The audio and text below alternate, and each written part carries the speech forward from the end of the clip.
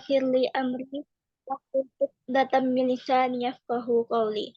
Yang terhormat kepada Ning Balkis Iskandar selaku pemateri, yang kami hormati para tamu undangan, dan yang kami hormati para segenap sohibul hikmah dan juga para hadirin yang telah menyempatkan hadir pada malam hari ini. Dimulakan dengan rangkaian catat beruntaikan maddah yang tetap terhantur kepada Zat yang Maha Fatah. Karena limpahan rahmat dan barokahnya kita dapat berkumpul pada malam hari ini yang insya Allah penuh barokah. Guna untuk mempelajari tentang pernikahan. Salatullah wassalamuhu akan senantiasa terhantar kepada Sang Baginda junjungan umat, Sang Pemberi syafaat, dan hadirnya membawa rahmat, dan mengingatnya adalah sebuah obat. Beliau adalah Nabi Muhammad Sallallahu Alaihi Wasallam. Allahumma salli wa sallim wa barik alaih, yang telah mengajarkan kita tentang manisnya iman dan juga Islam. Baik, sebelum kita masuk ke rangkaian acara selanjutnya, izinkan saya untuk membacakan peraturan dan juga tata tertib. Yang pertama, berniat, berwudu, menutup aurat, bersiwak, dan juga menghadap kiblat, memakai earphone jika berada di tempat umum, dan diperbolehkan untuk merekam, memotret, dan men-screenshot layar video maupun audio. Diharapkan para hadirin untuk memperhatikan adab dan juga tata tertib majelis agar tidak mengurangi keberkahan ilmu yang kita dapatkan. Alhamdulillah, malam hari ini adalah malam pertama daurah pernikahan bersama Ustazah Atina Balkis Izzah Iskandar. Tapi sebelumnya izinkan saya untuk membacakan biografi. Ada pepatah, tak kenal maka tak sayang. Yaelah. Maka kita kenalan dulu yuk sama Umi Balkisnya. Nama lengkap beliau adalah Atina Balkis Izzah Iskandar, LCMA. Beliau bisa kita temui di Instagram beliau @penamukallah dan juga @balkis iskandar. Baik, itulah biografi singkat dari Umi Balkis. Selanjutnya yaitu membaca niat taklim. Bismillahirrahmanirrahim. Alhamdulillahirabbil alamin. Nawaitu ta'alluma wat ta'lim wat tazakkura wat tazkir wan naf'a wal intifa' wal ifadata wal istifadah wal hasa ala tamassuki bi kitabillah wa sunnati rasulih wa du'a ila al huda wa dalalata ala al khair ibtigha'a wajhillah wa mardatihi wa qurbihi wa thawabi subhanahu wa ta'ala.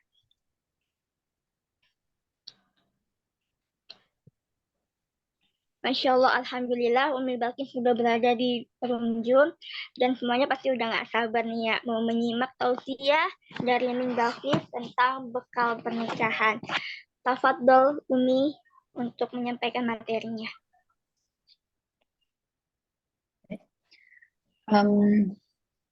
Saya izin share konten ya. Suara saya terdengar jelas ya? Alhamdulillah jelas Umi. Nanti kalau di tengah-tengah ada kendala, tolong ada yang WA saya ya. Kalau suaranya putus-putus. Baik.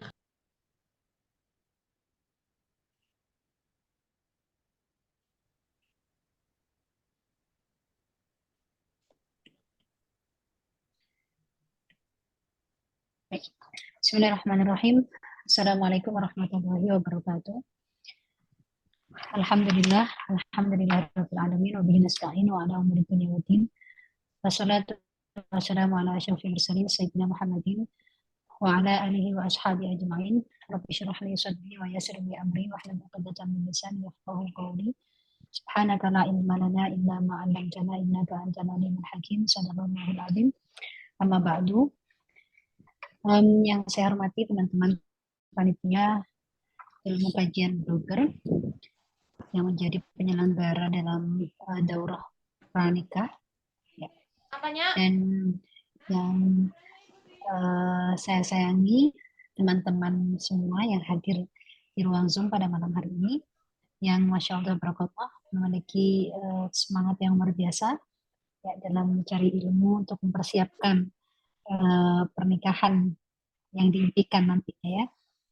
Ini insya Allah sepertinya teman-teman yang mengikuti kajian ini, mengikuti daurah ini mungkin belum semuanya belum menikah ya. Karena memang ini temanya adalah daurah pranikah. Baik, kebetulan saya mengisi di season pertama yang mana temanya adalah tentang bekal menuju pernikahan. Baik, ada 3 poin materi teman-teman yang mau saya share kepada teman-teman pada malam hari ini. Ya, yang pertama adalah tentang bagaimana generasi Z memandang pernikahan, ya, lalu kemudian bagaimana menyikapi pernikahan. Kenapa kok ini penting untuk dibahas sebelum kita beralih pada tema pokok itu bekal menuju pernikahan, karena bagaimana kita menyikapi terlebih untuk ketika kita melihat bagaimana ternyata generasi Z ini memandang pernikahan, ternyata ada pergeseran yang sangat signifikan daripada pendahulunya generasi pendahulunya dalam memandang pernikahan. Maka ini penting sekali kita meluruskan lagi apa yang harus kita bagaimana kita menyikapi pernikahan itu sendiri gitu ya, supaya karena tidak semua yang banyak diikuti oleh orang itu adalah benar gitu ya. Tapi kita perlu kembali pada yang benar itu adalah sesuai dengan mizan syariah, yaitu apa yang menjadi pertimbangan dalam syariat. Baru kemudian untuk poin yang terakhir yaitu tentang bekal menuju pernikahan. Teman-teman dirahmati oleh Allah, ini insya Allah teman-teman yang hadir pada malam hari ini merupakan generasi Z ya, yaitu yang sekarang kira-kira berumur sekitar di atas 17 tahunan lah ya. Ini saya sebenarnya agak ini ya, agak tertarik, gitu, agak penasaran karena beberapa kali saya mengisi tentang kajian pranikah, bahkan di pesantren-pesantren juga alhamdulillah sekarang sudah banyak pesantren yang mulai menaruh perhatian, terutama yang di pesantrennya itu sampai jenjang universitas ya, yang memiliki pendidikan sampai jenjang universitas, itu banyak yang menggelar kemudian kajian pernikahan untuk para santrinya yang mau boyong, yang sudah masuk di umur dewasa atau masih di umur yang cukup untuk pernikahan. Dan kemudian itu sangat antusiasmenya sangat tinggi. Gitu ya. Lalu kemudian saya mencari tahu ada apa sih sebenarnya, kenapa dulu waktu saya menikah gitu ya, memang tidak ada, maksudnya tidak sebelum ini sekarang ya ada kajian pranikah. Tapi untungnya saya dulu belajar tentang fikih usroh. Di tahun sebelum saya menikah itu sudah ada pelajaran namanya fikih usroh mata kuliah, dan kemudian itu membuat saya yang tiba-tiba jodohnya datang tiba-tiba itu alhamdulillah merasa siap gitu ya, ada bekal, oh untung sudah belajar fikih usroh, jadi saya siap untuk mengarungi bahtera rumah tangga. Nah, kemudian ketika saya sampai Indonesia dan khususnya setelah menulis buku Menikah Meraih Sakinah, banyak sekali kajian-kajian pranikah gitu ya. Ada apa sih? Gitu. Ketika saya cari tahu di beberapa jurnal, ya ternyata memang teman-teman ada pergeseran pandangan dari generasi Z ya mengenai pernikahan gitu. Jadi generasi Z ini kebanyakan dari mereka memandang pernikahan seperti yang bisa teman-teman lihat di slide yang saya tampilkan di screen ya. Ini bagi mereka pertama adalah pernikahan ini tidak lagi menjadi prioritas gitu ya. Lalu kemudian pernikahan bagi mereka juga hanya pilihan, bukan kewajiban, seperti itu ya. Lalu kemudian selanjutnya pernikahan dan karir ini yang kemudian apa ya, mereka merasa mengejar karir itu sesuatu yang harus diutamakan daripada sebuah pernikahan. Ya. Nah, ini kemudian yang keempat, teman-teman, yang kemudian membawa pengaruh sangat besar terhadap pandangan, 3 pandangan pernikahan sebelumnya yang saya sampaikan. Itu adalah pengaruh media sosial pada pernikahan, pada pandangan generasi Z dalam pernikahan. Karena teman-teman generasi Z ini adalah generasi awal yang tumbuh dengan paparan media sosial. Kalau saya sendiri, ini saya tidak termasuk generasi Z, jadi saya tidak dulu saya masih merasakan bagaimana masa muda saya tidak terpengaruh, tidak terpapar dengan media sosial. Bagaimana saya tidak harus khawatir melihat postingan orang-orang yang sudah menikah ya, atau postingan orang-orang yang sebaya dengan saya dengan prestasi mereka yang sudah ke traveling kemana-mana gitu ya. Artinya pandangan saya tentang pernikahan cukup sempit, hanya tertuju pada berdasarkan apa yang saya pelajari di kitab-kitab dan apa yang disampaikan oleh para guru saya. Ya, sedangkan sekarang karena para generasi Z ini mereka adalah apa ya?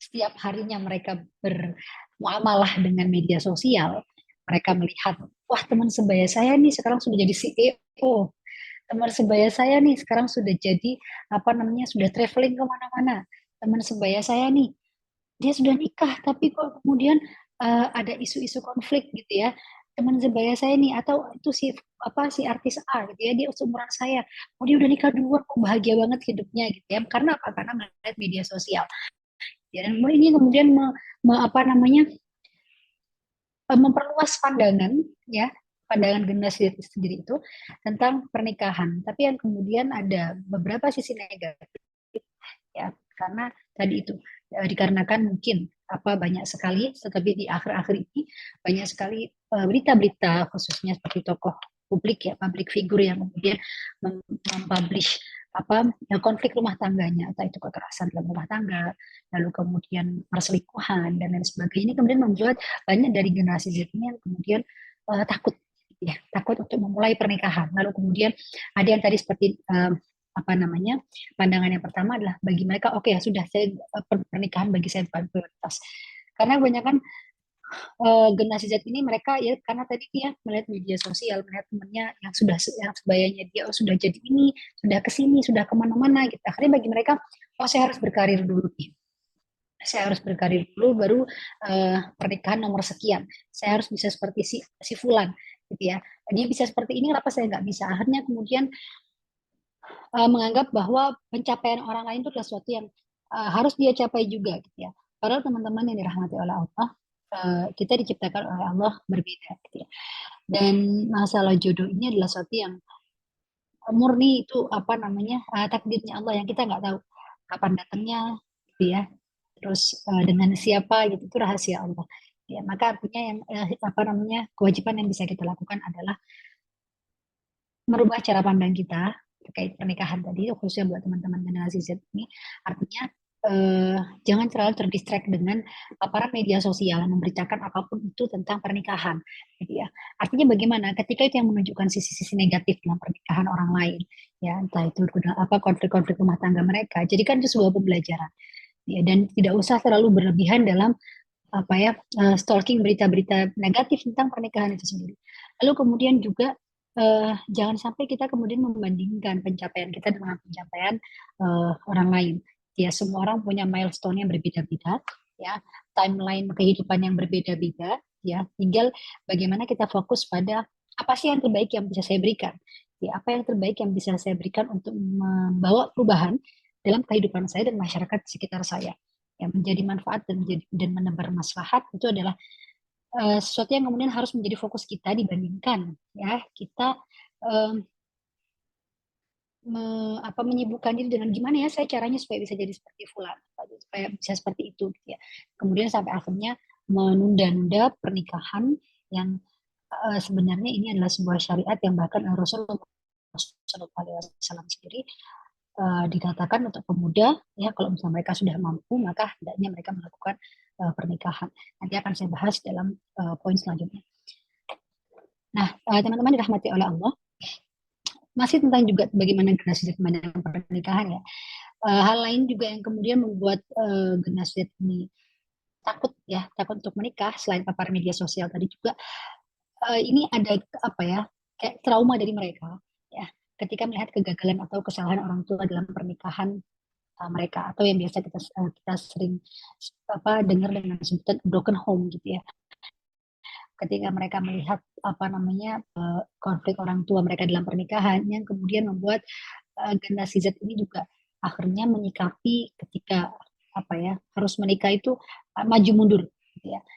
Padahal kalau dalam sebuah kitab disebutkan tiga orang yang berhak atas pertolongan Allah, ya salah satunya adalah orang yang menikah.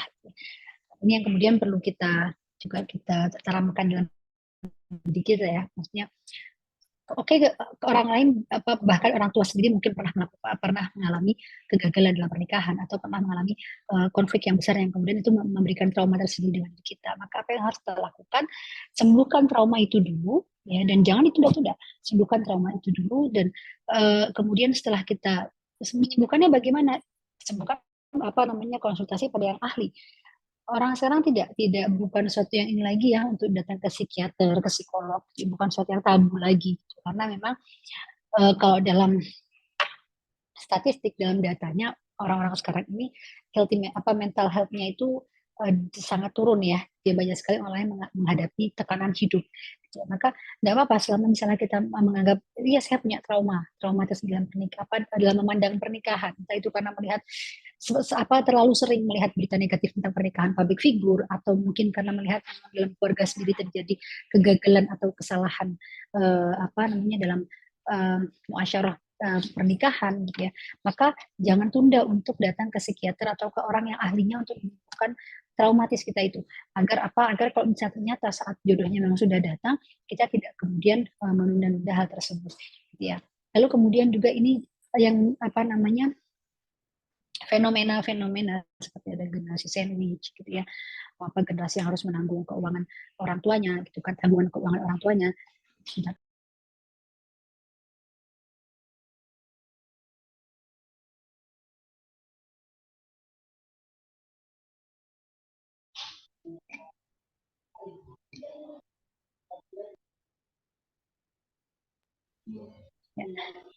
Nah, ini yang kemudian mengapa generasi Z ini perlu sekali untuk memiliki bekal-bekal khusus sebelum memulai pernikahan.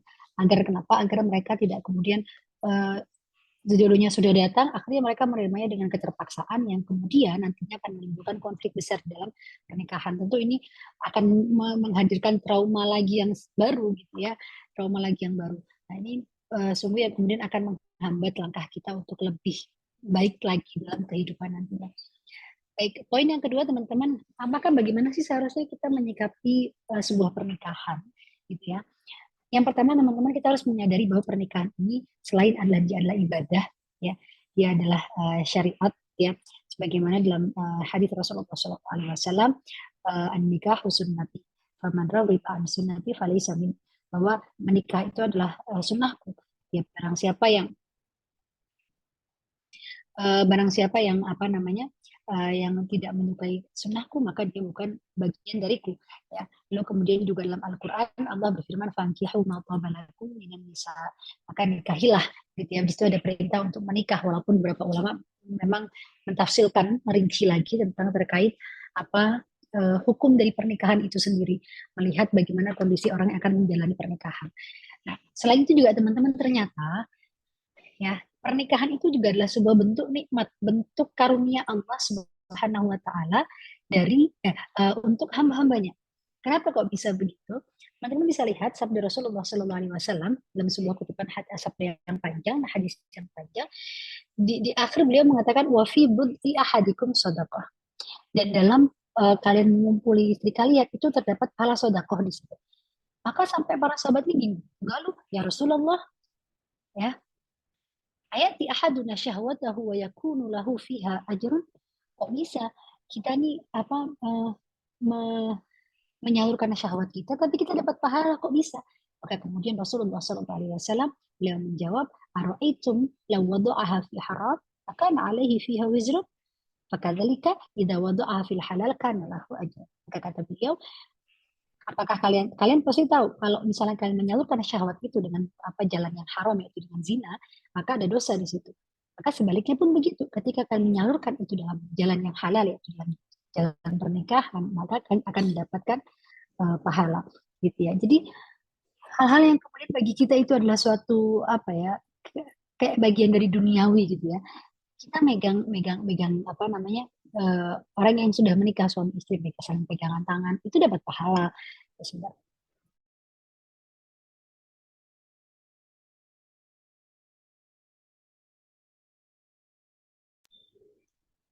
Assalamualaikum Mami. Maaf, mic-nya mati.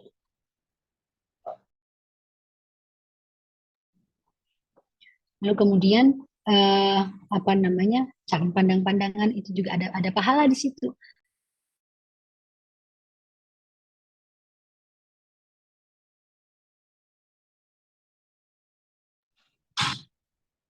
Ya, apa eh, bahkan sholatnya orang yang sudah menikah dengan sholatnya orang yang jomblo, ya ini pahalanya berbeda gitu ya. Nah ini yang kemudian menjadi nikmat tersendiri buat kita. Dan teman-teman, khususnya kalau kita lihat dari sisi perempuan, ya ini yang kemudian dalam sebuah ayat Allah berfirman, "Wa min ayatihi an khalaqalakum min anfusikum azwajan litaskunu ilaiha wa ja'ala bainakum mawaddatan wa rahmah. Inna fi dzalika laayatin liqaumin yatafakkarun." Allah mengatakan dalam salah satu firman-Nya, dan di antara tanda-tandanya Allah menciptakan kalian dari diri kalian berpasang-pasangan. Untuk apa? Litaskunu ilaiha. Ya, untuk kalian merasakan tenang padanya. Nah, di sini Allah Subhanahu wa taala menjadikan perempuan sebagai sumber ketenangan bagi apa namanya, laki-laki, bagi suaminya. Nah, dulu sebelum Islam, perempuan ini paling rendahnya hanya dianggap sebagai hewan yang mohon maaf najis, ya, hewan yang najis yang tidak memiliki hak untuk dianggap atau bahkan dimuliakan. Ini sebelum Islam, ya.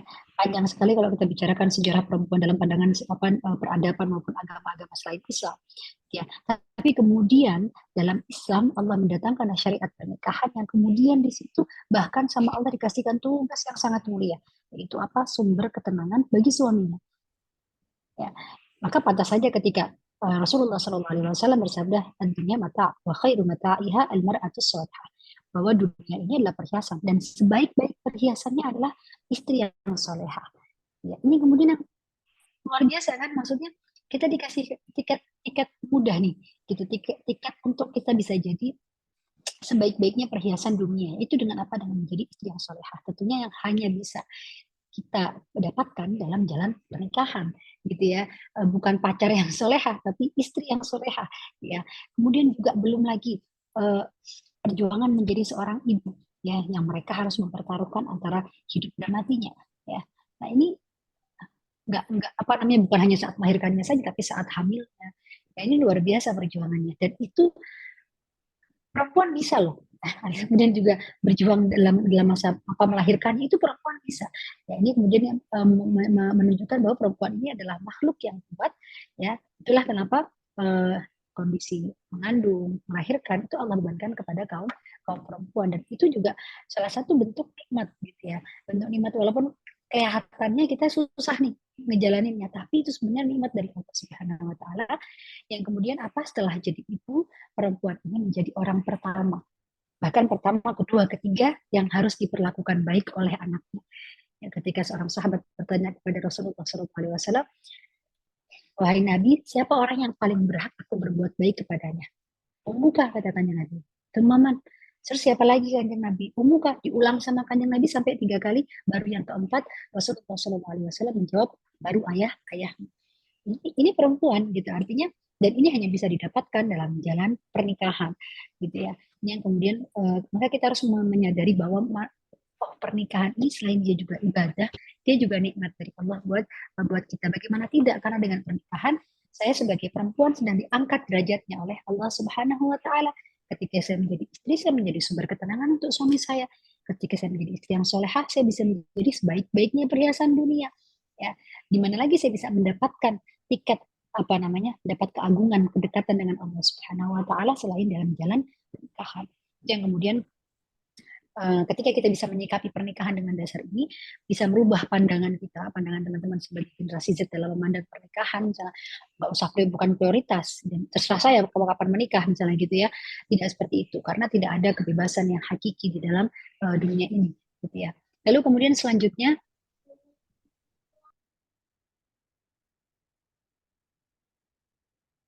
sebentar, sebentar ya.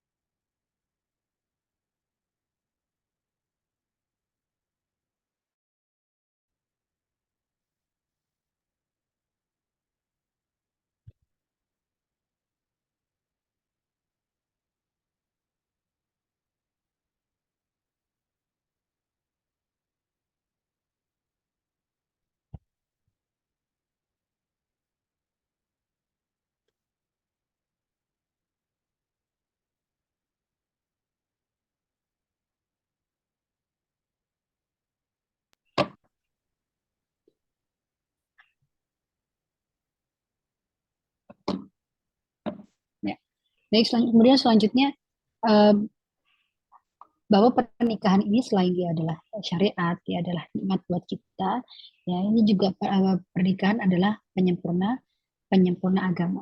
Ya. Rasulullah Shallallahu Alaihi Wasallam dalam sabdanya, beliau menyampaikan, "Idza tazawwajal 'abdu faqad istakmala nisfu dinihi, falyattaqillaha fi nisfil baqi."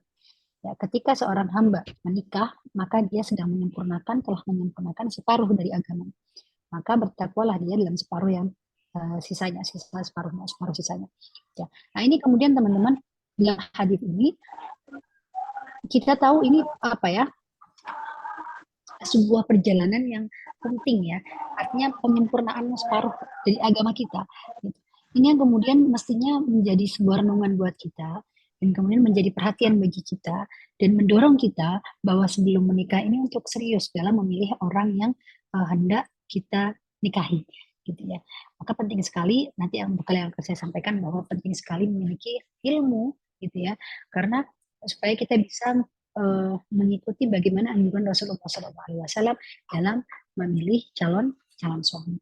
Karena tidak hanya laki-laki saja yang harus memilih, tapi perempuan pun juga memiliki hak untuk memilih. Bahkan kalau menurut Imam Ghazali, ya perempuan ini lebih penting dalam hal perihal memilih gitu ya, karena ketika dia sudah menikah, dia akan menjadi layaknya hamba bagi tuannya gitu. Artinya dia harus menuruti suaminya. Ketika seorang laki-laki menikahi perempuan yang perempuannya tidak mohon maaf misalnya akhlaknya kurang baik, ini laki-laki suami punya punya power gitu ya, punya power untuk bisa membenahi ya, memberi treatment bagi istrinya tadi supaya dia menjadi istri yang perempuan yang lebih baik akhlaknya, lebih baik sholatnya. Tapi sebaliknya, ketika perempuan kemudian pokoknya yang penting saya cinta sama fulan gitu ya, menuntut untuk menikahi pacarnya, tapi ternyata pacar setelah menikah baru ketahuan dia nggak pernah sholat, akhlaknya buruk gitu ya. Terus bisa apa? Dia nggak punya power penuh untuk kemudian mengatur suaminya gitu kan. Bahkan yang naudzubillah kalau sampai nanti suaminya merintahkan yang tidak gitu kan, walaupun kemudian dia memang tidak bisa tidak boleh ketaatan pada suami itu hanya terbatas pada hal-hal yang tidak bertentangan dengan perintah Allah. Sebagaimana dalam kaidahnya la ta'ata fi makhluk, la ta'ata li makhluk fi ma'siyatil khaliq. Tidak ada ketaatan kepada makhluk dalam bermaksiat kepada Allah. Gitu ya. Seperti yang kita tahu kisah Siti Asiyah ya, ketika sama Firaun disuruh mengakui Firaun sebagai Tuhan ya, dan Firaun itu adalah suaminya sendiri, maka Siti Asiyah tidak mau menuruti perintah dari Firaun tadi gitu kan. Ini kemudian yang membuat kita harus berhati-hati gitu ya, berhati-hati dalam memilih calon pasangan gitu kan. Nah ini yang kemudian karena tadi itu kita sedang istiqmal nisfidin ya, menyempurnakan separuh agama kita, khususnya karena kita perempuan yang nantinya kita akan harus nurut sama suami, kita harus mentaati dan kita tidak punya power untuk ngatur-ngatur suami seperti apa gitu. Maka hendaknya kita berhati-hati. Sebenarnya teman-teman, sebagaimana teman-teman bisa baca di slide ya, hal ini yang kemudian mendorong kita sebelum menikah untuk serius dalam memilih orang yang hendak kita nikahi. Karena pasangan suami atau istri ini tidak hanya pasangan dalam hidup saja, tapi mereka adalah pasangan penentu akhirat kita. Pasangan yang kita harapkan bisa membawa kita dekat dengan ridhonya Allah. Pasangan yang kita harapkan bisa membawa kita dekat dengan cintanya Rasulullah SAW. Ya, jadi ini sikap kita dalam memandang sebuah pernikahan bahwa dia adalah penyempurna agama kita, yang dari turunannya adalah kemudian membuat kita harus berhati-hati dalam memilih orang yang hendak kita nikahi. Lalu selanjutnya teman-teman, pernikahan ini juga adalah sebagai bentuk penjagaan, menjaga ifah kita. Ya, sebagaimana Rasulullah SAW dalam hadisnya, ya ma'asyar syabab, man istata'a minkum al-ba'a falyatazawwaj fa innahu aghaddu lil-basar wa ahsan faraj wa man lam yastati' fa alaihi bisawm. Kata Nabi, wahai para pemuda, di sini khitabnya adalah untuk para pemuda. Kenapa kok para pemuda yang dikhitabkan di situ? Karena Rasulullah SAW mengetahui bahwa ketika masa-masa muda ini dawai ya, dorongan-dorongan untuk menyalurkan syahwat tadi, ya ini semakin menggebu gitu ya dalam masa-masa muda. Maka kemudian katakan Nabi, kalau yang udah mampu dari kalian untuk menikah, maka nikah nikah gitu ya. Maksudnya bagaimana? Artinya man istata'a. Di sini diwajibkan untuk orang yang mampu. Artinya dia mampu untuk memberi nafkah, dia mampu untuk membayarkan hak-hak materi bagi istrinya. Kemudian juga dia memiliki kudrah jinsiyah. Artinya tidak ada aib yang kemudian menyebabkan istri bisa memfasak nikahnya, seperti mohon maaf impoten misalnya. Makanya penting sekali untuk fahas asihi, ya, fahas sihi jinsi, ya, untuk mengadakan cek kesehatan seksual sebelum melakukan pernikahan. Ya, dikarenakan apa? Karena itu juga merupakan salah satu bagian dari istitoah dalam pernikahan, gitu ya, yang kemudian yang disebutkan disebutkan oleh kanjeng Nabi dalam hadis beliau ini. Ya, nah, inilah kenapa teman-teman banyak dari ulama kita yang kemudian mereka bersegera untuk menikah karena menganggap pernikahan ini adalah sebuah ifah, sebuah bentuk penjagaan diri. Ya, karena ya, ketika mereka menunda pernikahan, apalagi kita sekarang tinggal di zaman di mana tontonan-tontonan yang satu berseliweran di mana-mana, ya, kemudian sangat mudah untuk membangun relasi dengan lawan jenis, ya, untuk kholwat, bahkan kalau kata guru saya kholwat bil jawal, ya, kholwat dengan handphone, yaitu ketika kita WA-an sama lawan jenis di kamar, dan kemudian bahkan tidak di kamar, kita WA bareng keluarga-keluarga gitu, lagi duduk sama keluarga, tapi kita WA dengan lawan jenis, ya, ini adalah kholwat juga. Karena kan kholwat itu kan kita ketika kita dalam satu ruang berdua saja sama orang dan nggak ada yang tahu kita lagi ngapain. Pun begitu dalam ruang WhatsApp, ya, ruang chat misalnya, itu kan juga sama. Meskipun kita lagi banyak orang, tapi nggak ada yang tahu kita di chat itu ngomongin apa.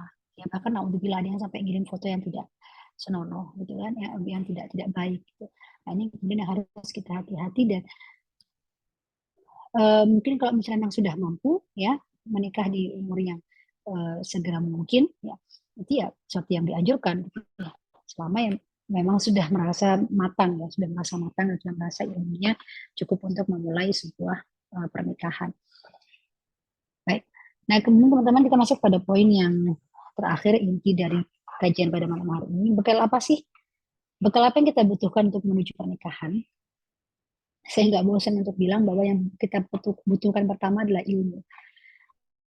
Maka teman-teman yang sekarang belum menikah, ya, maksimalkan lingkaran penuh kalian untuk ilmu.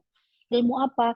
Kalau kalian sudah menyelesaikan ilmu yang fardu ain, kalau kata Hadratus Syekh dalam kitab beliau, Adabul Alim wal Muta'alim, ilmu yang fardu ain itu ada 4. Ilmu tentang zatnya Allah, ilmu tentang sifatnya Allah, yang mana kita kenal dengan ilmu akidah, lalu ilmu tentang ahwal, tentang fikih, ya, terutama ibadah-ibadah yang wajib kita jalani, tentang sholat, tentang haid, tentang nifas, tentang puasa, dan lain sebagainya. Lalu yang keempat adalah ilmu tentang tasawuf, tentang ahwalul qalb.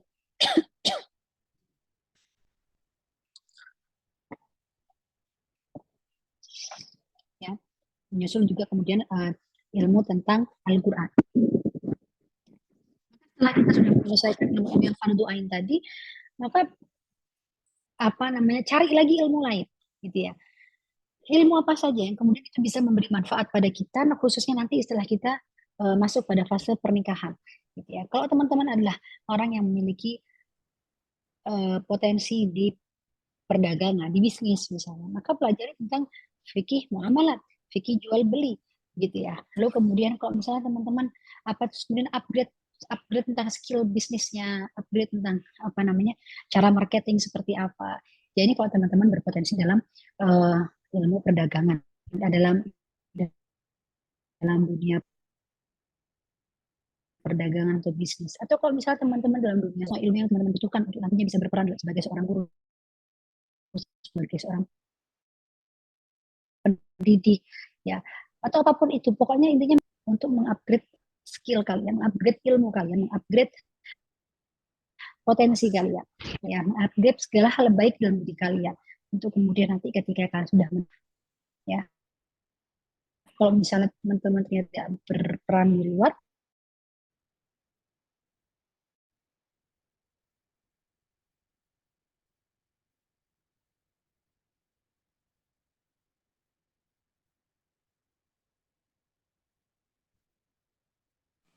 oke, saya barusan keluar ya. Tidak Umi, tapi suaranya menghilang dari mengupgrade ilmu. Oke. Saya terusan keluar sana kalau di saya sebentar.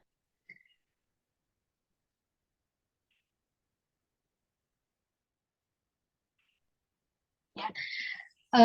Kemudian kalau misalnya ternyata kita tidak berperan di luar, maksudnya kita mencoba untuk menjadi ibu rumah tangga, full ibu rumah tangga seperti Sayyidah Fatimah Az-Zahra, ilmu-ilmu yang kita pelajari itu tidak akan sia-sia kok teman-teman.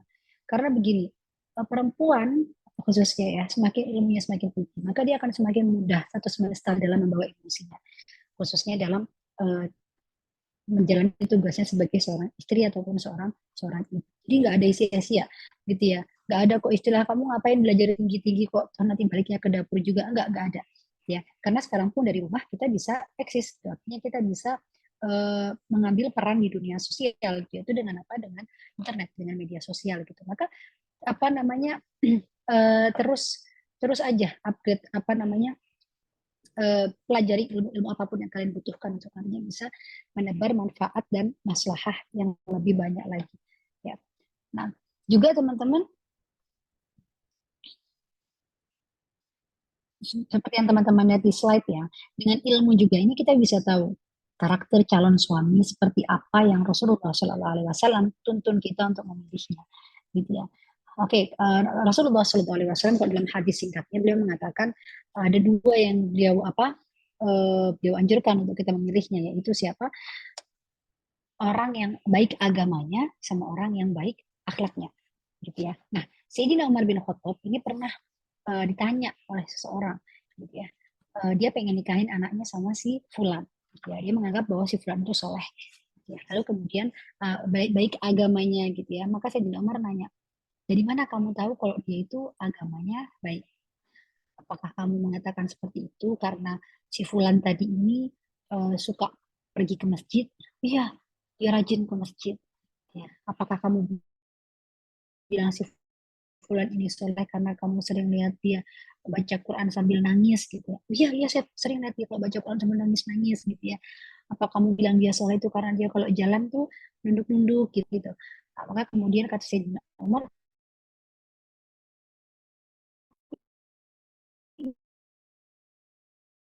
itu tidak cukup ternyata menggambarkan, tapi juga kita harus melihat bagaimana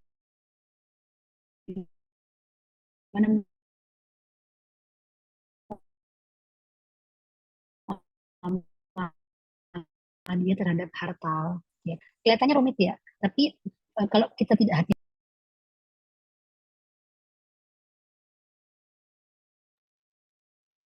Umi, maaf, suaranya dari yang menunduk-menunduk itu putus-putus.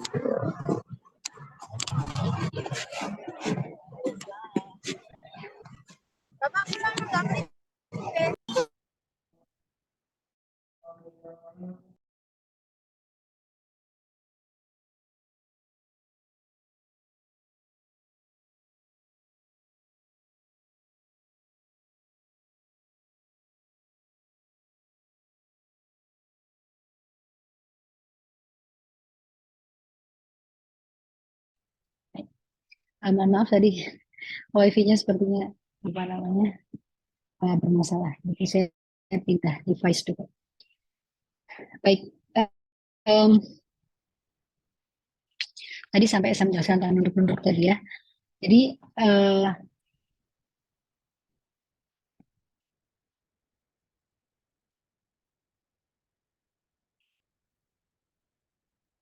ya, lalu kemudian Sayyidina Umar mengatakan bahwa hal tersebut ketika hanya melihat ibadah mahdoh, ya ibadah mahdoh seseorang itu tidak cukup untuk menggambarkan orang tersebut sudah baik, gitu ya, sudah baik ilmu dan akhlaknya, apa agama dan akhlaknya. Tapi juga perlu melihat bagaimana muamalah dia dengan harta, bagaimana muamalah dia saat dia safar, gitu ya. Ini yang kemudian apa namanya, kelihatannya ini ya, kelihatannya rumit, gitu. Tapi seperti tadi saya sampaikan kalamnya Imam Ghazali bahwa kita sebagai perempuan ini ya harus apa lebih hati-hati gitu ya, eh, dan dalam memilih calon calon suami, karena tadi itu ya, kita tidak tahu, kita tidak memiliki power yang cukup kuat dalam pernikahan untuk merubah suami gitu ya, ketika misalnya kita mendapatkan yang naudzubillah, mudah-mudahan teman-teman semua mendapatkan suami yang soleh ya, yang baik akhlak dan agamanya. Jadi kalau ketika bisa mendapatkan suami yang tidak baik akhlak dan agamanya, kita akan sulit untuk uh, apa ya, pengen merubah suami tersebut gitu ya. Maka ini penting sekali. Ketika misalnya kita memiliki ilmu, kita bisa tahu gitu ya, uh, karakter calon suami seperti apa yang Rasulullah SAW tuntun kita untuk memilihnya. Dengan ilmu juga kita bisa memaksimalkan masa ta'aruf, teman-teman, untuk bertukar informasi tentang hal-hal yang nantinya bisa jadi pemicu konflik besar dalam pernikahan. Karena seperti saya sampaikan tadi di awal, bahwa bergesernya pandangan para generasi Z ini terhadap pernikahan. Oke, kita mungkin sekarang ikut kajian pernikahan seperti ini nih. Tapi kalau yang saya lihat ya, kebanyakan daurah-daurah pranikah seperti ini kebanyakan hanya bagi perempuan. Yang laki-laki ini, tapi Allah alam ya, mungkin karena saya perempuan jadi saya tidak up to date. Tapi saya jarang sekali, mungkin teman-teman kalau yang pernah nemu ya bisa komen di message ya. Tapi tahu saya kajian-kajian pranikah ini kayaknya kebanyakannya untuk perempuan gitu ya. Makanya kita nggak tahu nantinya.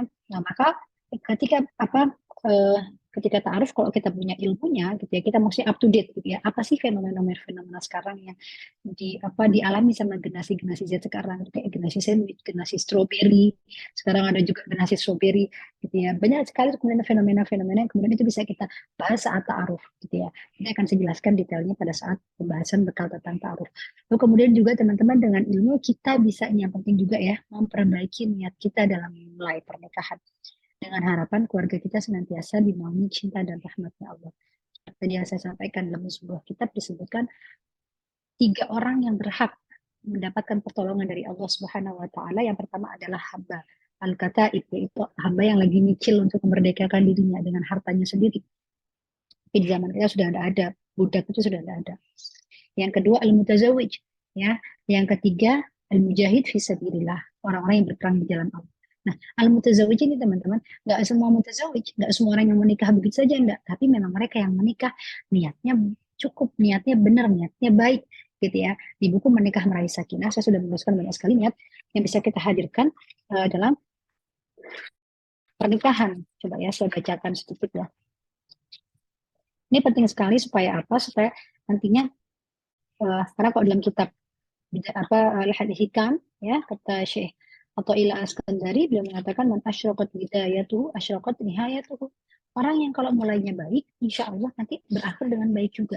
Artinya ketika kita memulai muqaddimatun nikah, hal-hal yang sebelum pernikahan, dari mulai memilih calon suami, ta'aruf, khidbah, itu dengan niat, dan saat pernikahannya juga niatnya yang baik, maka insya Allah ya, karena pernikahan itu kan juga adalah proses perjalanan kehidupan yang teman-teman, pastinya ada apa uh, ada masalah, ada konflik, itu suatu yang pasti, suatu yang niscaya. Dia bahkan teman-teman, pernikahan tanpa konflik itu kayak masakan tanpa bumbu gitu ya.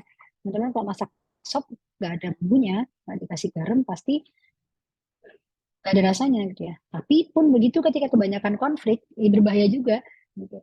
Seperti makanan, teman-teman bikin sop tapi garamnya 1 toples dituang semua gitu ya, juga rasanya nggak akan enak gitu. Makanya sedang-sedang aja. Jika ada konflik ya hadapi itu, dan itu kita minta pertolongan dari Allah juga. Nah, ini tergantung bagaimana niat kita memulai pernikahan. Ya, apa niat yang bisa kita hadirkan? Yaitu pertama adalah niat meraih cintanya Allah dan Rasulullah SAW. Niat melahirkan keturunan yang soleh, yang bisa mendoakan setelah kita meninggal. Niat mencari syafaat dari anak kecil yang meninggal sebelum orang tuanya meninggal. Niat menyenangkan diri dengan duduk, memandang, dan bersenggama dengan suami atau istri yang nantinya akan membuat diri lebih semangat untuk menjalankan ibadah lainnya. Niat mujahadah dengan memberikan hak-hak pasangan dan anak-anak serta memenuhi kebutuhan mereka dengan cara yang halal dan thayyib. Niat ijtihad mencari harta halal dan mendidik anak-anak. Jadi dan banyak sekali niat-niat yang bisa kita hadirkan dalam pernikahan. khususnya dalam memulai pernikahan ya, agar nantinya pernikahan nanti adalah sebuah pernikahan yang terus dinaungi oleh rahmatnya Allah Subhanahu wa taala. Kemudian bekal pernikahan yang lain adalah teman-teman ta'aruf. Ya, ini penting juga sebuah ikhtiar khusus juga, ikhtiar serius ya ketika kita mengupayakan jodoh, terlebih kalau misalnya teman-teman adalah yang umurnya sudah matang tapi belum ada hilal jodohnya, belum kelihatan gitu ya, maka bisa dicoba ikhtiar ta'aruf, bisa lewat guru atau kiai ya, tokoh ulama di desa kita, saudara, ataupun siapapun yang kita percayai yang bisa atau mampu mencari calon pasangan yang sesuai dengan kriteria kita, dan orang tua yang tentunya dasarnya adalah tuntunan Rasulullah SAW. Nah, ta'aruf ini teman-teman berarti proses saling mengenal gitu ya, dan ini dilakukan oleh dua orang yang sama-sama memiliki niat untuk melanjutkan ke jenjang pernikahan. Jadi kalau ada orang misalnya masih SMP pacaran bilangnya ta'aruf, ini salah ya. Dan ta'aruf ini beda dengan pacaran Islam. Tidak ada pacaran Islam ya. Pacaran itu di mana-mana sudah haram ya. Ini tidak boleh, sesuatu yang tidak diperbolehkan. Ya. Tapi kalau ta'aruf ini adalah ya tadi itu, keduanya sama-sama sudah memiliki niat untuk menikah ya, tapi kemudian di masa ini mereka menggunakan masa-masa ta'aruf ini untuk eh, apa ya, saling mengenal gitu ya. Nah, nyambung dengan bekal yang pertama tadi, ilmu, saya sampaikan bahwa ketika kita adalah perempuan yang berilmu ya, apalagi kita up to date dengan fenomena atau isu-isu kekinian gitu ya, dalam masa ta'aruf ini kita tidak akan kehabisan bahan bicaraan untuk dengan calon pasangan kita gitu ya. Artinya tidak sekedar, mohon maaf, banyak orang yang ta'aruf lama 1 tahun 2 tahun tapi obrolannya cuma kalau pagi bangun gitu ya, sebahul khair, udah sholat subuh belum gitu ya, sholat tahajud belum gitu ya, cuma hal-hal seperti udah makan belum gitu ya, padahal ta'aruf ini esensinya lebih penting dari itu, lebih penting dari hanya sekedar nanya kabar, say hello gitu ya, tapi ini perlu kita gunakan untuk memang proses saling mengenal ya. Tanyakan tentang bagaimana pandangan dia tentang pernikahan, bagaimana tentang pengetahuan dia tentang Rasulullah SAW sebagai seorang suami, gitu ya. Karena kita tahu sekarang marak sekali laki-laki kekerasan dalam rumah tangga, ya, suami memukul naudzubillah istrinya atau bahkan sampai membunuh istri dan anaknya, naudzubillah dari. Maka tanyakan kepada mereka, kepada laki-laki tadi, bagaimana dia tahu nggak bagaimana Rasulullah SAW sebagai seorang suami, ya, yang mana kalau ketemu sama istrinya selalu nyapa duluan. Bahkan kesaksian salah satu istri beliau dan istri yang lain juga mengatakan Kanjeng Nabi itu laki-laki yang paling murah senyum. Kalau ketemu selalu senyum dulu, selalu salam duluan, selalu menyapa duluan. Dan selalu meluangkan waktu sesibuk apapun, selalu menunggu. Ada waktu khusus, ada yang mengatakan habis asar, ada yang mengatakan habis isya, ya. Ada yang mengatakan di waktu duha, ya. Tanyakan itu. Lalu kemudian juga tanyakan tentang bagaimana parenting anak, ya, bagaimana pandangan dia tentang tarbiyatul aulad, pendidikan anak, ya.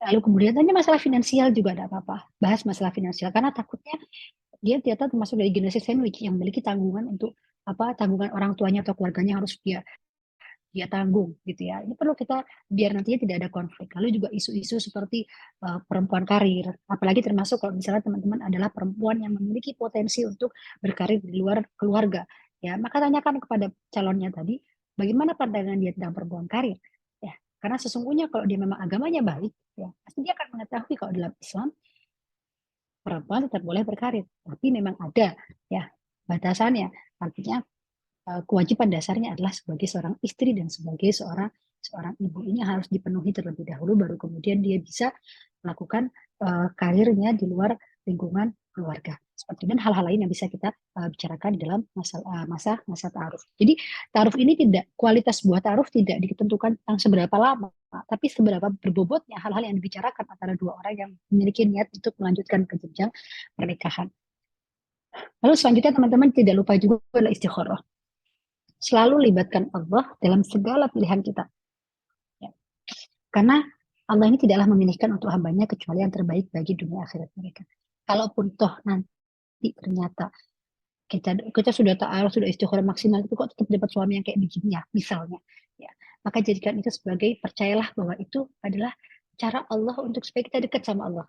Oh, mungkin Allah pengen Allah ini cemburu kalau kita terlalu cinta sama suami. Maka Allah kasih suami yang biasa-biasa aja deh supaya kamu tuh lebih dekat sama saya, gitu ya. Jadi tetap meyakini bahwa apapun yang Allah pilihkan itu memang baik untuk dunia dan akhirat saya. Lalu kemudian selanjutnya terakhir adalah khidbah ya. Kalau misalnya sudah merasa dan ta'aruf tadi menemukan calon pasangan yang karakter dan visi misinya ini cocok dalam membangun rumah tangga, maka laki-laki tadi bisa melamar calon perempuan. Atau bahkan sebaliknya, misalnya perempuannya mau apa em, melamar laki-laki tidak apa-apa seperti yang dilakukan Sayyidah Khadijah. Yang penting tidak menurunkan muruah seorang perempuan. Seperti yang dilakukan Sayyidah Khadijah.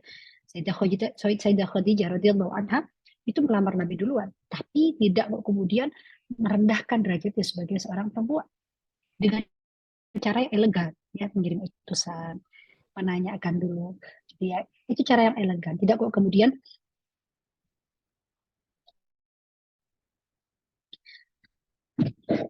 suara saya putus-putus.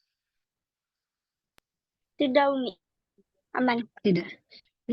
Oke, baik.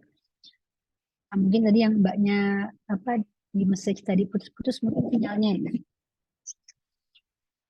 Baik. Nah, ini apa namanya eh, tidak merendahkan, maksudnya tidak merendahkan dirinya sebagai perempuan. Jadi tidak apa-apa. Apalagi kalau misalnya kita sudah merasa menemukan laki-laki yang soleh, tidak apa-apa. Tapi tetap tadi tidak secara terang-terangan, tidak kemudian ayo kamu nggak nikah sama saya misalnya gitu ya dengan cara yang tidak elegan gitu ya, tidak, tapi dengan cara yang tidak menurunkan muruah kita sebagai perempuan. Nah, ketika seorang wanita sudah dikhidbah, ini tidak boleh menerima lamaran laki-laki lain. Bagaimana sabda Rasulullah SAW, nah yaktubur rajul ala khidbati akhih. Janganlah seorang laki-laki meminang perempuan yang sudah dilamar atau dipinang oleh saudaranya. Nah, kemudian juga teman-teman yang perlu diperhatikan setelah khidbah pun ini laki-laki tuh apa dan pasangannya ya ini belum halal, maka tetap muamalahnya harus sama seperti orang yang belum menikah, tidak berpegangan tangan, tidak kholwat berduaan, gitu ya, tidak, bahkan kalau kata Prof. Wahbah Zuhaili dalam kitab beliau, tidak apa tidak keluar rumah sering-sering gitu ya, kata-kata beliau dalam kitab beliau Al-Usrah Al-Mu'asyarah ya, kata beliau adapun keluar rumah bersama tunangan adalah sesuatu yang akan mendatangkan akibat buruk dan terdapat banyak bahaya di dalamnya. Lagi kalau apa keluarnya cuma berdua gitu ya, nih hati-hati. Karena apa? Karena sebelum qabil tu nikahaha itu laki-laki dan perempuan belum ada kehalalan untuk berpegangan satu sama lain atau keluar satu sama lain. Jadi muasyarahnya masih sama seperti laki-laki dan perempuan yang ajnabi. Yang perlu hanya saja ketika sudah dilamar tidak boleh menerima lamaran dari laki-laki lain. Ini yang perlu diperhatikan dalam masalah khidbah. Dan boleh juga nazar, bahkan disunahkan oleh Rasulullah SAW saat ada seorang sahabat ya menceritakan pada kanjeng Nabi hendak menikahi si fulana, sama kanjeng Nabi ditanya, kamu sudah melihat itu calon istrimu belum? Kanjeng Nabi, sana kamu ke sana dulu, lihat dulu gitu ya, karena melihat nazar calon istri itu adalah akan apa menumbuhkan rasa cinta yang dalam dan kemudian bisa melanggengkan pernikahan. Baik teman-teman, sebagai closing statement pada akhirnya pernikahan tidak selamanya tentang bahagia. Maka siapkan bekal terbaikmu untuk memulai dan menjalani agar mudah bagimu untuk melanggengkannya sampai maut memisahkan. Wallahu a'lam bishawab. Baik, terima kasih dan semoga bermanfaat. Mohon maaf kalau ada salah. Ya, saya kembalikan kepada moderator untuk lanjut sesi tanya jawab. Alhamdulillahirrahmanirrahim. Masya Allah, tabarakallah, jazakumullah khairan ahsanal jazaa. Bagi teman-teman yang ingin bertanya, silakan di room ya. Apa Nuni? Niki mau dibatasi pertanyaannya mana Nuni? Saya jawab 3 nih. Nanti sisanya saya bisa di WA ke saya jawab via voice note. Oh, baik. Ya. Afwan, pertanyaannya mau dibacakan atau bagaimana? Bacakan saja ya, tapi tadi yang tertinggal kalau saya bacakan. Oke, baik Umi. Sepertinya pada antusias ya Umi pertanyaannya. Alhamdulillah. Bismillahirrahmanirrahim. Assalamualaikum warahmatullahi wabarakatuh. Ustazah izin Salam. bertanya. Apakah jika kita berdoa meminta jodoh yang baik harus detail Ustazah? Apakah semua kriteria yang kita inginkan harus dijelaskan saat kita berdoa? Jazakallah khair Ustazah. Monggo Umi. Ya. Sebenarnya tidak ada batasan ya. Mau kita mendoakan apa, mau berdoa secara menyebutkan detail kriteria yang kita inginkan dalam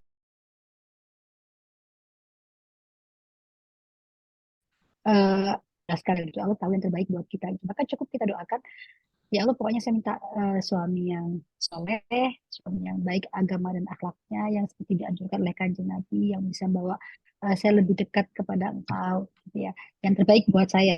Makanya kenapa kita istikharah. Istikharah ini adanya yang teman-teman bisa nyari sendiri banyak sekali. Ya, kalau yang terpercaya di NU online tuh ada. Jadi doa sholat istikharah itu kan seperti kita, ya Allah ini astakhiruka bi ilmika. Jadi kita menyerahkan keputusannya kepada Allah. Gak usah kita, maksudnya kita tidak menyerahkan detail.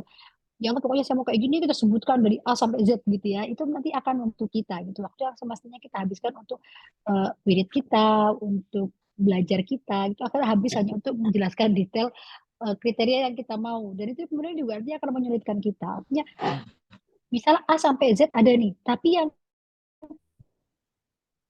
A sampai Z ada. Ini juga susah. Makanya kenapa kalau kata Prof. Quraish Shihab, ya kita nih milih-milih boleh, tapi jangan yang kita gitu. Karena namanya akad aja sudah cukup. Gitu. Yang lainnya nanti bisa sambil apa namanya sambil benahi satu sama lain. Selanjutnya, Baik, Umi.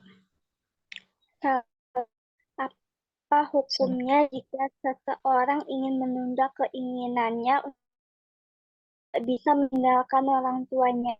Karena orang tua tidak ada yang menyuruh tinggal bersama. Jika menikah dan suami ikut di rumah istri, takutnya malah tidak akur dengan ipar. Bagaimana Umi? oke, baik.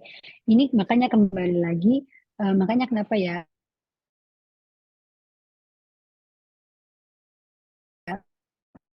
eh, pernikahan itu ditafsir.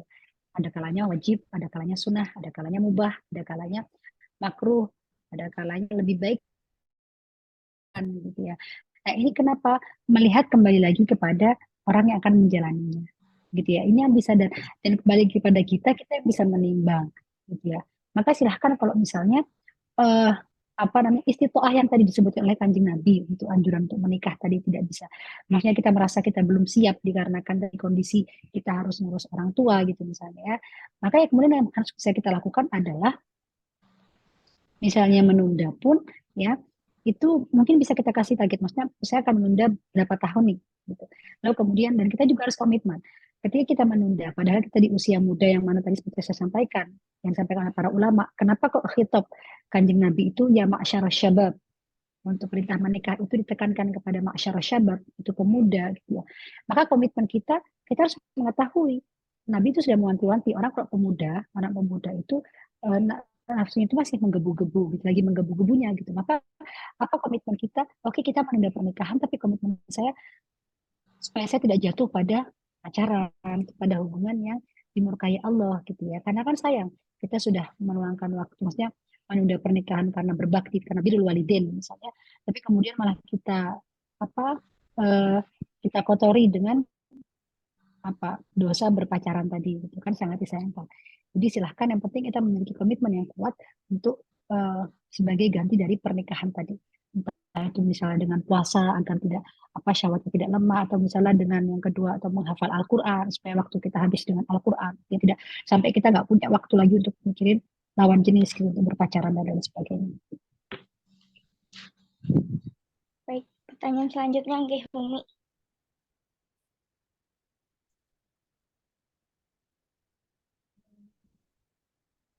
Assalamualaikum warahmatullahi wabarakatuh. Umi izin Wassalam. bertanya.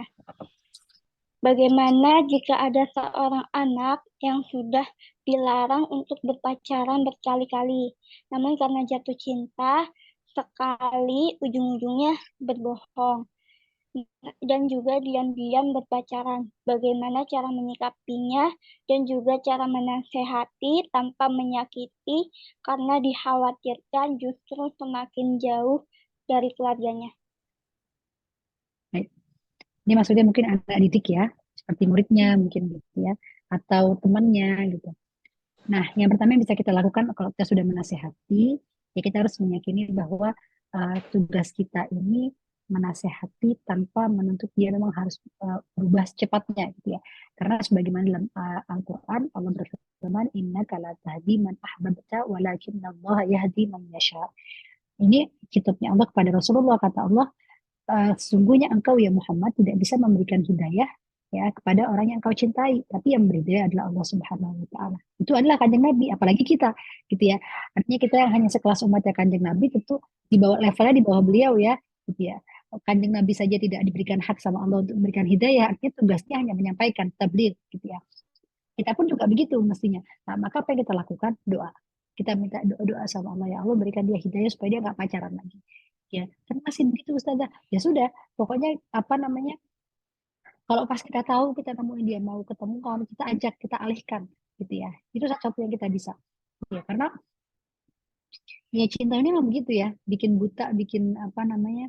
Bikin tuli, bikin bikin bisu, udah nggak mau tahu lagi gitu apa pandangan orang, apa pokoknya dia cinta tuh udah kayak apa ya, segalanya itu udah harus tentang kekasih lah gitu. Nah, makanya kita bisa kita lakukan tadi tetap terus menasehati, kemudian yang kedua terus didoakan ya.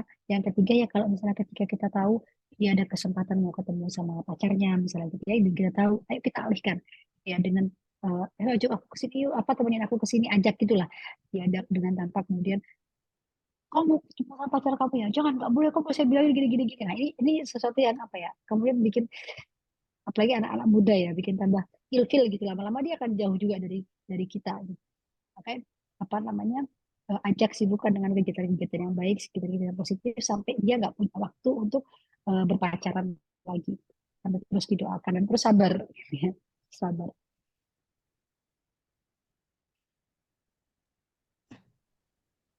Baik, teman-teman. Untuk pertanyaan selanjutnya akan melalui grup ya, nanti kita akan baca. Nanti apa saya jawab via voice note ya, karena saya juga waktunya nimburin anak-anak ini kalau udah malam. Baik, Mohon Umi. maaf ya. Kita udah screenshot ya Mbak ya, buat adminnya ya. Ya, siap, Umi. Alhamdulillah, jazakumullah khairan kasiran ahsanal jazah atas jawaban dari pertanyaan terkait tentang pernikahan. Dan karena keterbatasan waktunya, yang belum sempat terjawab, insya Allah akan dijawab. Baik, selanjutnya, apakah Umi mengizinkan untuk kita berfoto bersama, Umi? Monggo monggo. Oke. Pada Mbak Ayu, apakah siap untuk berfoto bersama?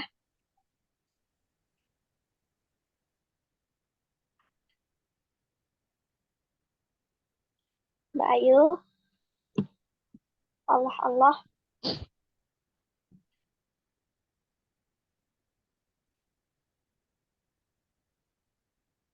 Suara saya kedengaran, Mbak. Oke, teman-teman, silakan untuk membuka kameranya ya. Mbak Ayu siap? Bentar. Oke, ini ada 5 slide, teman-teman. Saya izin dari slide pertama, gitu. Oke, dihitung nggih, Mbak Ayu. 1, 2, 3.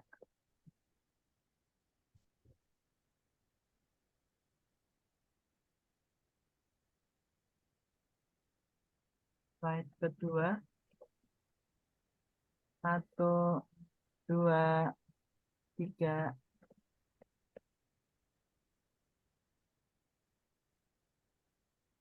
Slide ketiga. 1, 2, 3.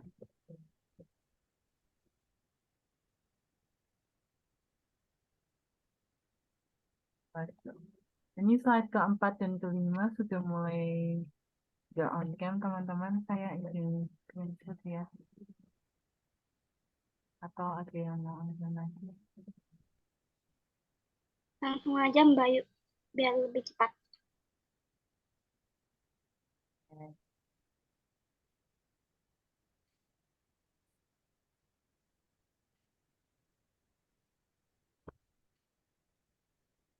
Apakah sudah Mbak Yu? Ya, sudah. Oke, baik. Terima kasih Mbak Yu. Sama-sama. Alhamdulillah, itulah tadi beberapa rangkaian acara kita pada malam hari ini. Selanjutnya, kita akan tutup dengan membaca doa. Apakah Umi Taufik bersedia untuk memimpin doa ini? مرحبا. Syukran. Tafadhol Umi. بسم الله الرحمن الرحيم. الفاتحة. أعوذ بالله من الشيطان الرجيم. بسم الله الرحمن الرحيم. الحمد لله رب العالمين. الرحمن الرحيم مالك يوم الدين. إياك نعبد وإياك نستعين. اهدنا الصراط المستقيم. صراط الذين أنعمت عليهم غير المغضوب عليهم ولا الضالين. بسم الله الرحمن الرحيم. الحمد لله رب العالمين. حمدا يوافي نعمه ويكافئ مزيدا. يا ربنا لك الحمد كما ينبغي لجلال وجهك الكريم وعظيم سلطانك. اللهم صل على سيدنا محمد الملك الساري ومددك البديع وعليه في كل أدوار وعلى آله وصحبه والنور. ربنا إننا سمعنا مناديا ينادي للإيمان أن وآمنا ربنا فاغفر لنا ذنوبنا وكفر عنا سيئاتنا وتوفنا مع الأبرار. ربنا وآتنا ما وعدتنا على رسولك ولا تخزنا إنك لا تخلف الميعاد. ربنا هب لنا من أزواجنا وذرياتنا قرة أعين واجعلنا للمتقين إماما. ربي اغفر ولوالدي وارحمهما كما ربياني صغيرا. ربي زدني علما. ربنا آتنا في الدنيا حسنة وفي الآخرة حسنة وقنا عذاب النار. سبحان ربك رب العزة عما يصفون وسلام على المرسلين والحمد لله رب العالمين. لقبول الفاتحة.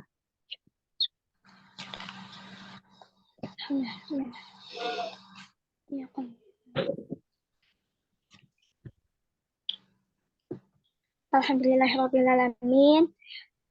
Berakhirnya doa tadi, maka berakhir pula acara kita pada malam hari ini. Saya selaku pembawa acara dan juga mewakili para sahibul hikmah, mohon maaf yang sebesar-besarnya apabila ada kesalahan dan juga kehilafan. Wabillahi taufiq wal hidayah. Wassalamualaikum warahmatullahi wabarakatuh. Waalaikumsalam warahmatullahi wabarakatuh. Waalaikumsalam warahmatullahi wabarakatuh. Syukran Umi. Teman-teman jangan lupa ya untuk diposting di feed IG-nya masing-masing agar mendapatkan giveaway.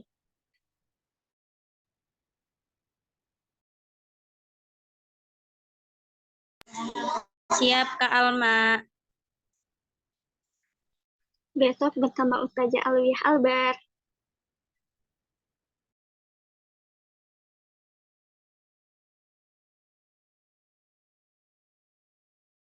Semangat.